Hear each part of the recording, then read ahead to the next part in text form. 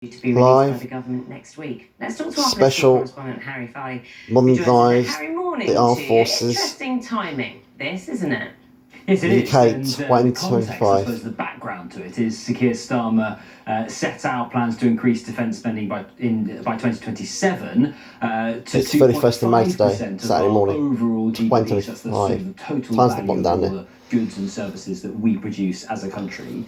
But then he said there was an ambition to go further, to hit 3% by 2034. But he said it was just an ambition and it would only be when economic conditions allow. And as you say, it's interesting timing that now we have the Defence Secretary, John Healey, seemingly going further than that. He says it's not just an ambition. He says he has no doubt that that target of 3% would be hit in the next Parliament.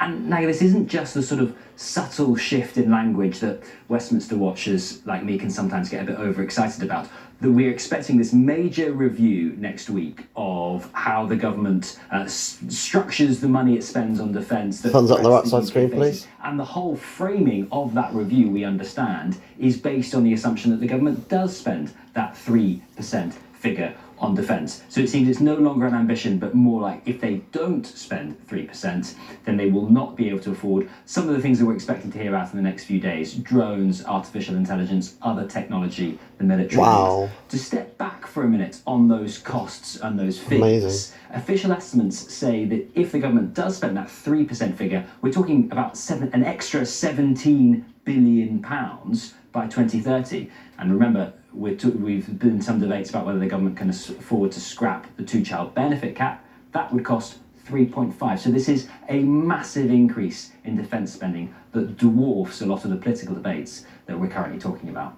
Wow. It's going to be interesting. Harry, thanks very much for that. Subscribe to my channel on Sunny Gems.